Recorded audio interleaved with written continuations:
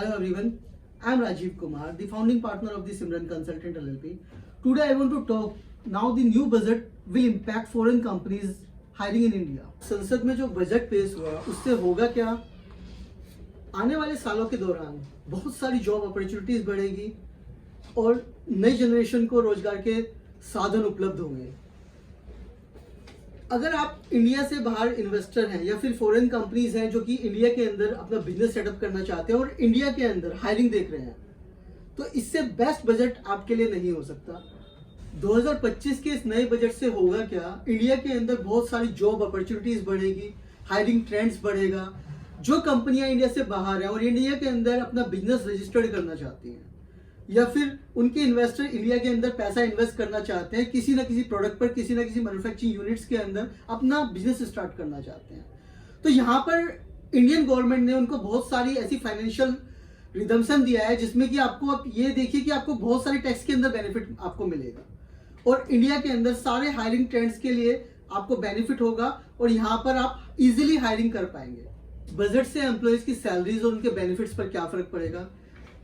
इस बजट के दौरान एम्प्लॉयज का जो इनकम टैक्स एग्जेम्पशन लिमिट है उसको बढ़ाकर 7 लाख से 12 लाख कर दिया गया है। इससे एम्प्लॉयज के हाथ में ज्यादा पैसा आएगा, उनकी परचेजिंग पावर बढ़ेगी, वो मार्केट के अंदर ज्यादा पैसा खर्च कर पाएंगे और इससे उनकी परचेजिंग पावर भी बढ़ेगी जिससे कि वो अपने घर ज्यादा पैसा लेकर जा पाएंगे। न्यू टैक्स स्लैब के कारण मिडिल क्लास प्रोफेशनल को ज्यादा फायदा होगा, उनका टैक्स कम कटेगा, उनकी फाइनेंशियल स्टेबिलिटी बढ़ेगी, उनकी फाइनेंशियल ग्रोथ बढ़ेगी, उनकी इन्वेस्टमेंट बढ़ेगी, उनकी सेविंग्स बढ़ेगी। इससे स्टार्टअप फाउंडर्स को हायरिंग करने के लिए ज्यादा मौका मिलेगा।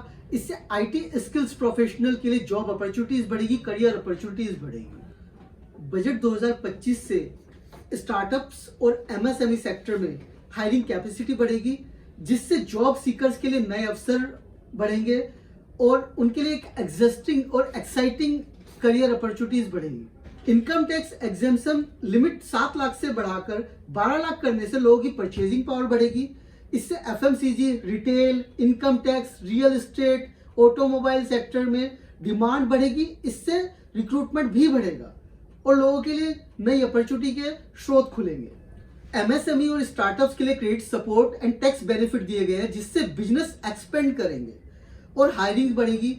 खासकर टेक, फिनटेक, मैन्युफैक्चरिंग इंडस्ट्रीज के अंदर न्यू अपॉर्चुनिटीज पनपेगी और करियर अपॉर्चुनिटीज ट्रेंडिंग पर आएगी। इस बजट में निर्मला सीतारमण जी ने railways, health care and defence में नए निवेश की घोषणा की है जिससे इन क्षेत्रों में सरकारी नौकरियों की संख्या बढ़ेगी। इस बजट में सरकार ने महिलाओं के लिए बहुत बड़ी अपॉर्चुनिटी दी है जिससे कि जो महिलाएं अपना बिजनेस सेटअप करना चाहती हैं, इंडिया के अंदर प्रमोट करना चाहती हैं या फिर धीरे धीरे जो कि एमएसएमई सेक्टर है, जो कि छोटे बिजनेस हैं, उनको सेट करना चाहती हैं, उसके लिए सरकार ने उनको प्रमोट करने के लिए बहुत लो रेट ऑफ इंटरेस्ट के अंदर लोन्स की, फाइनेंशियल सपोर्ट की घोषणा की है जिससे कि वो महिलाएं अपने बिजनेस को आगे ले जा सके, साथ ही साथ न्यू जॉब्स पैदा कर सके मार्केट के अंदर और नए लोगों को रोजगार के साधन उपलब्ध करवा सके।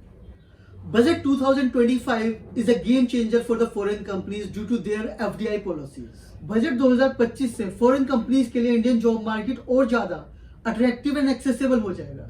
इसी कारण से जॉब अपॉर्चुनिटीज एंड रिक्रूटमेंट बढ़ेगी। बजट 2025 भारत में विदेशी कंपनियों के लिए एक नई शुरुआत साबित होगा। इससे भारत में रोजगार के अवसर बढ़ेंगे, कॉर्पोरेट सेक्टर में नए बदलाव आएंगे और वैश्विक कंपनियों के लिए भारत एक आकर्षण का केंद्र बना रहेगा।